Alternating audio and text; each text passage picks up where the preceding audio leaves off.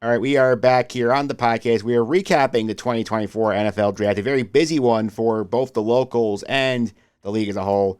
Join me today to break down the big headlines for the Jets, the Giants, and league-wide. Great NFL writer for the Star-Ledger, Darryl Slater is here. Darryl, how are you? I'm doing great. Thanks for having me. Thanks for coming on here. And obviously, it was a really crazy sort of first round with all sorts of quarterback rushes here and a lot of offensive players picked high. What did you think about how this draft played out starting on Thursday night? Didn't That's not how it played out. The Giants did not trade up. They tried to trade up to 3 for Drake May, but the Patriots took him, and I think that makes sense for the Patriots. Look, their owner's not getting any younger. He wants another Super Bowl. Go get your franchise quarterback, or what you think is. So they did do that. Arizona did not trade down. They made the, I think, smart move, take the best receiver available there for Kyler Murray. So no trade up for J.J. McCarthy. And then the Giants pass on McCarthy, which I think a lot of people saw coming. I think the top of the board there, the draft, kind of unfolded in a chalky way that you would have expected if there were no trades. And then, of course, things moved on from there. But, just for the Jets' perspective, getting in much needed protection up front. And, and this is sort of how these teams are going to be rolling forward in 2024. Yeah, before we get to the locals here, real quick, I want your opinion on the quarterback situation here, especially after the top 3 played out, where the Falcons sort of stunned the world by taking Michael Penix at number 8. Yeah. You had the Vikings trade up one slot with the Jets to get McCarthy at 10, and then the Broncos, fearing missing out on all the quarterbacks, grabbed Bo Nix at 12.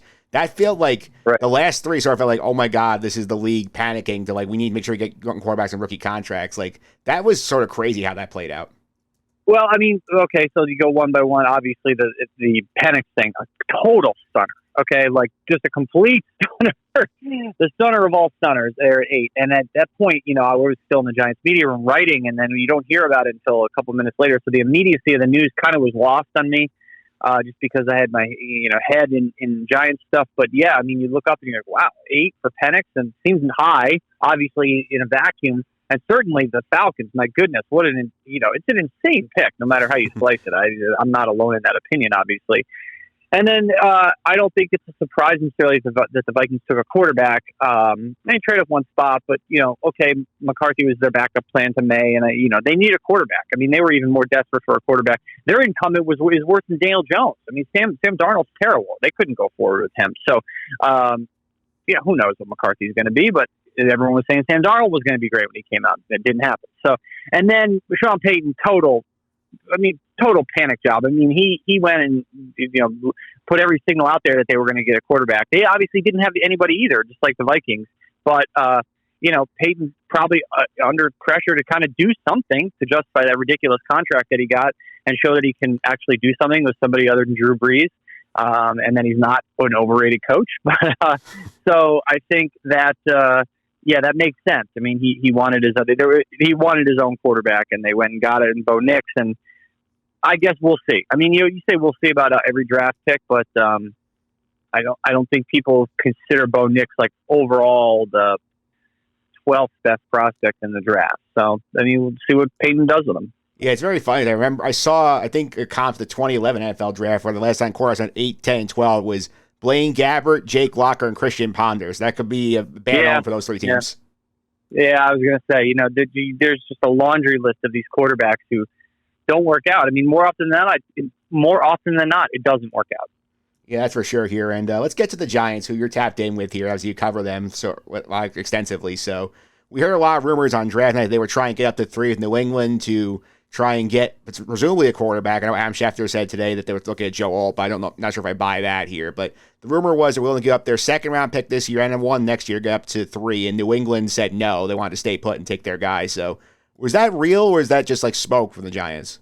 It was real. I mean, yeah, they were not going to trade up number 3 for Joe Alt. What?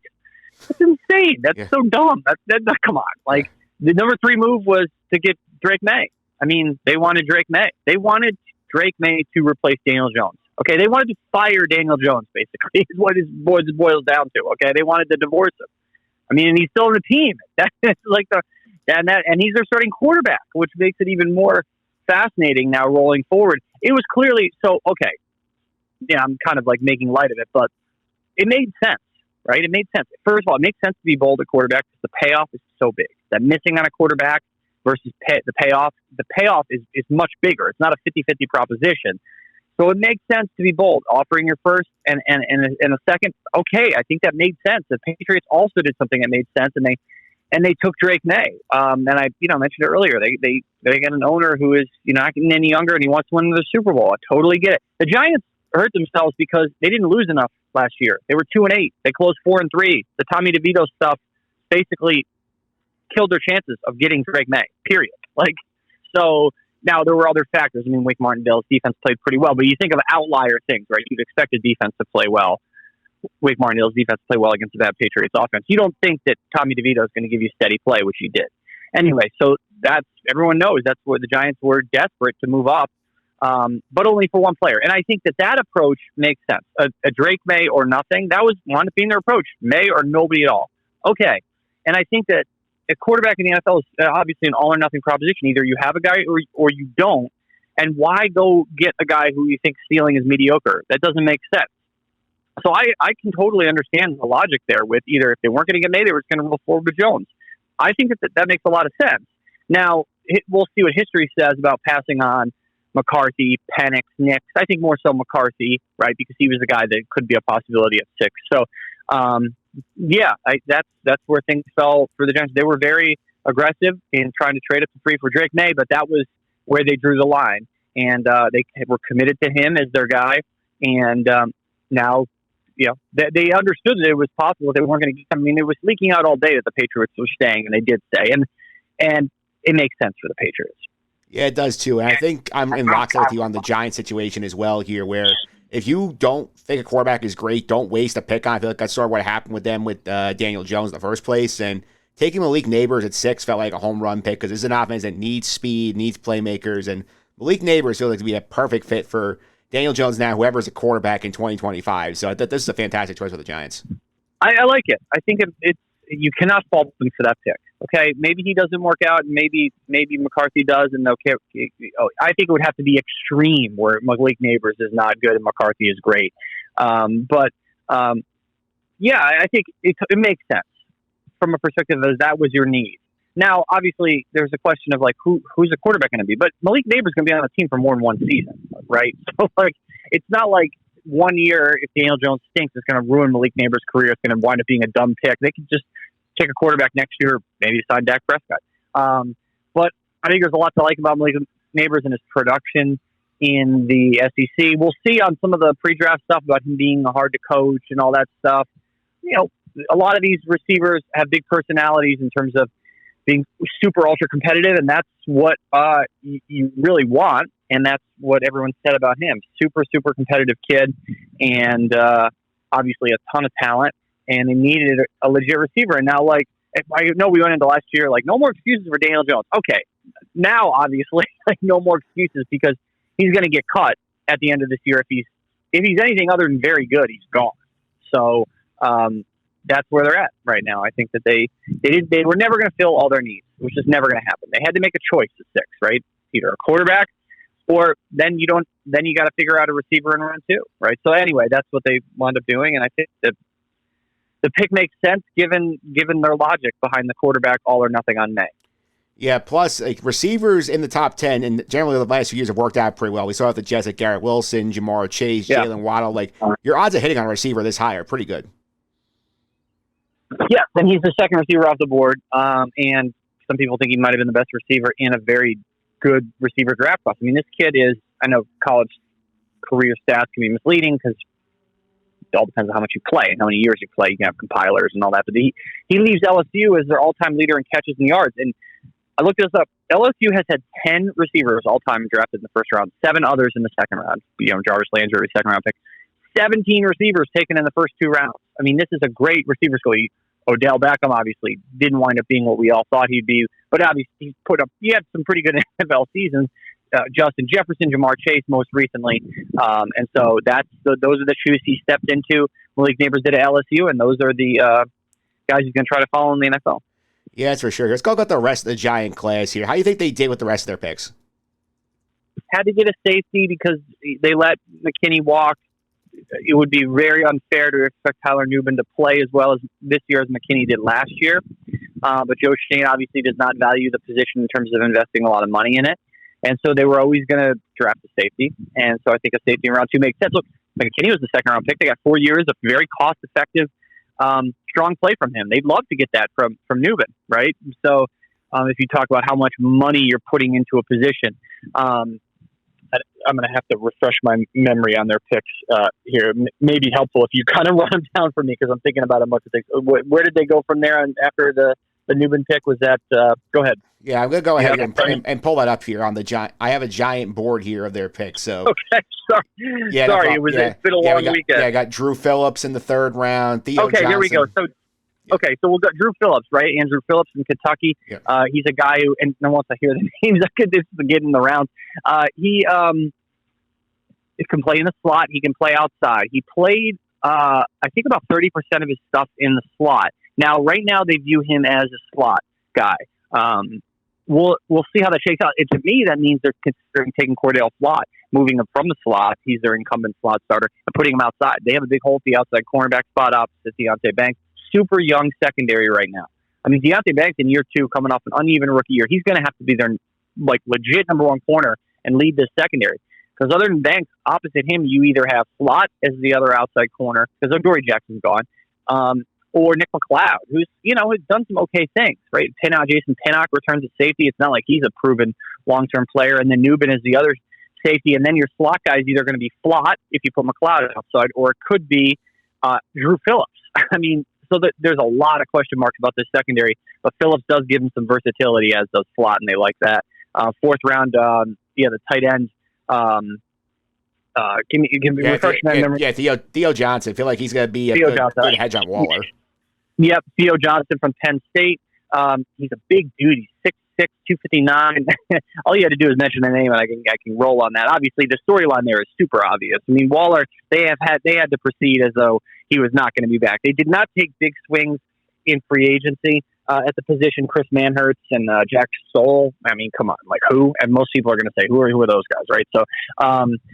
So, this is the second time this is the 3rd straight offseason they've invested a significant asset in the tight end. Daniel Bellinger, 4th round pick, significant-ish, 2022. He hasn't been great. Then they trade a 3rd rounder to Waller for Waller. The trade was a disaster. I mean, it's been a complete disaster. And now they get some insurance, and assuming he won't be back, in another 4th round pick. So they've taken a bunch of swings at tight end. Let's see if it works out.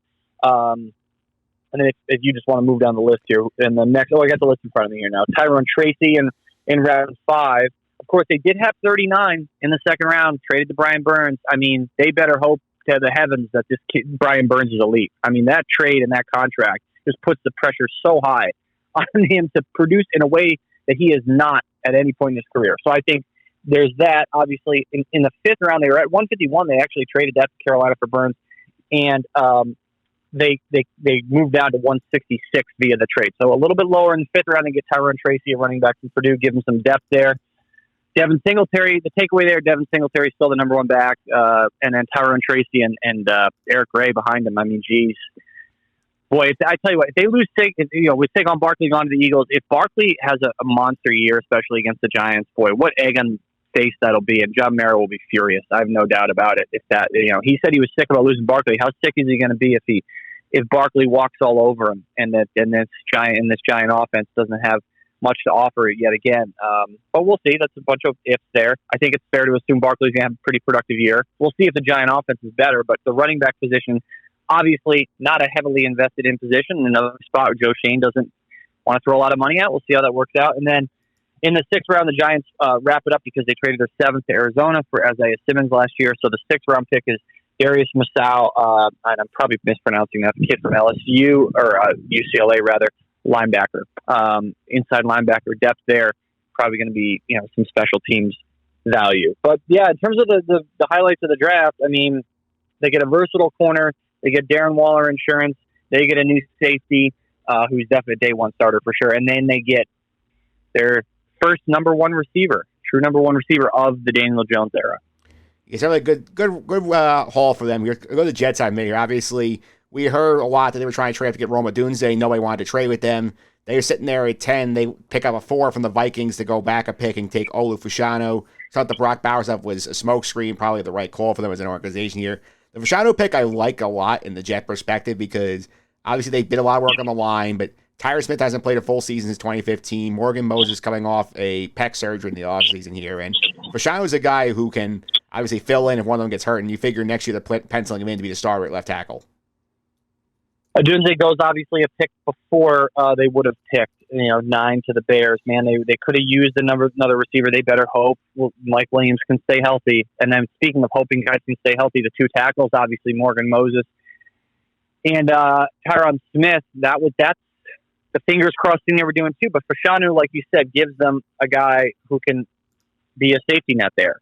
He's not necessarily going to be, or he's not going to be a week 1 starter. But what are the odds that Moses and Tyron Smith both play all 17 games? I would give it like a 2% chance.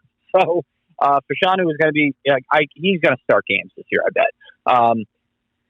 Then they didn't have a second-round pick because of the Rodgers trade. Okay, no one's ever going to remember that if he leads them to, whatever. I think that the bar is super high for that trade, man. I tell you, they need to make the Super Bowl. I think they need to make the Super Bowl for that trade to work out. Okay, maybe you can take some solace in losing in the AFC Championship game, but anyway, so they no second-round pick, and then Malachi Corley, the slot receiver from Western Kentucky in round 3, who is super productive guy. They really, really liked him, and I think that's a guy who's going to be really important immediately. I mean, of all the guys they picked, he will have the most impact immediately. Braylon Allen, a running back from Wisconsin, in round 4. They did a bunch. They traded back a bunch, and then the Jordan Travis one I'm fascinated by because obviously they and then around it, I honestly did not. Some of these names I haven't even looked at. Isaiah Davis, a running back for South Dakota State in round 5. Okay, some running back depth. I'll go back to Travis. And then they pick a safety from Alabama, Jalen Keogh, Mr. Relevant in round 7. The kid from the Quantez Stiggers kid from the cornerback in the 5th round, that he's the one who didn't go to college. They picked him out of the CFL. Interesting for that, but it's not like he's going to be impactful. Okay, so then flipping back to their first of 3 5th-round picks at 171, Jordan Travis, the quarterback from Florida State, who was mostly known for being the reason, through no fault of his own, that Florida State got screwed out of the college football playoff because of his injury. Poor kid, on multiple fronts. And yes, he is now, I guess, their backup quarterback, right? I mean, like, right? I figure he looks more like a redshirt because they have Tyrod Taylor there too. So you figure. Oh, I'm sorry. Yeah. A total brain fart there. Yeah. Okay, so their backup quarterback of the future. So Tyrod Taylor is a guy who's, his NFL career might be over after this year. Obviously, he's had a really solid career and has been a backup, but Taylor does give them a big safety net. But what Jordan Travis gives them is an intriguing developmental piece. You mentioned redshirt. And I don't know if he's the heir apparent to Aaron Rodgers, but at the very least, he could be the heir apparent to Tyrod Taylor. Right? I mean, so there's no reason to think that. But look, I mean, if you draft the quarterback in the 5th round, the odds are he's not going to be a long-term starter for you. That's just the reality of it. Then again, I do believe, and I will check this, Tyrod Taylor was a 5th-round pick. So he's had a fruitful career in terms of he's made a ton of money. He was a 6th-round pick, actually, which a very productive college quarterback, Tyrod Taylor, just like Jordan Travis. And so, if he has a career like that, I think he'd be very happy because Tyrod Taylor's made himself a heck of a lot of money. He has been successful as a starter and is still kicking around as a backup at going to be 35 when the season starts. So I'm sure Jordan Travis would sign for that in a heartbeat. And it's an intriguing pick. I gather you think the same. Yeah, I think it makes sense for them to sort of invest in, see if they can catch a little lightning in a ball with him. I think the highlight of this draft was going to be Fashanu because, as you mentioned before here, like the odds of both Moses and Smith playing all 17 games are very, very slim. And I think if you're the Jets, you do not want to be in a position where either Carter Warren or some veteran you saw off the street is the guy you're throwing in there if one of them gets hurt to protect Aaron Rodgers. Bingo, you got it. You talking about insurance? Like Tyrod Taylor's had injuries and Rodgers coming off the ACL. Their season's done if Rodgers gets hurt, and then so who cares if Tyrod Taylor gets hurt and they have to play Jordan Travis? That is not an insurance for him. He's certainly a guy to know in terms of who they could play at the position in the future, but not this year as a safety net. So he's maybe a safety net for the future in terms of a backup. But Fashanu, I think that's the takeaway. But Malachi Corley is a really important slot piece for them, because we had talked, okay, maybe they wanted to trade up for Dunze to try to take some pressure off of Garrett Wilson. And now they're fingers crossed that, of course, their outside receiver, that Mike Williams can stay healthy, but maybe Corley is a kid who can also take a little heat off Garrett Wilson. Physical dude, and 5'11", 210. So a little bit of a shorter receiver, but got some bulk to him. He's a fighter, and so I think it was all about offense. This is a team that clearly was in really good shape on defense. I mean, they picked all their picks for offense except for the last two. So depth at running back, the quarterback, young quarterback who could develop, and then Fashanu and Corley. So everyone knew their defense was in really good shape. They had to address the offense, and they did. I think if the approach is right, we'll see if the picks are right. Yeah, they need to deliver, though. I mean, this is a win now team. So I understand that there may not be immediate sure thing value in Fashanu, but there is immediate value if one of your tackles gets hurt. So they need Corley to play well immediately. That's the pressure point to me of this draft. Will Corley, the third round receiver, give them something immediately? It's got to happen, because this is a 1-year team right now. Yeah, for sure. I mean, anytime you can draft a guy whose nickname is the Yak King, that's somebody I think you're very interested in. Exactly. That's right. Yeah. Yeah, Darryl, thanks for all the time. I really appreciate it. People want to follow your coverage of the NFL and follow you on social media. How can they do that? Yeah, thanks for having me. Just Darryl Slater, DarrylSlater on Twitter, and then we're at NJ.com/Giants, and then our Jets writer, Andy Vasquez, does a really good job at NJ.com/Jets, covering all things Jets. So I appreciate you having me as always. Yeah, thanks for all the time. I really appreciate it. Thanks, man.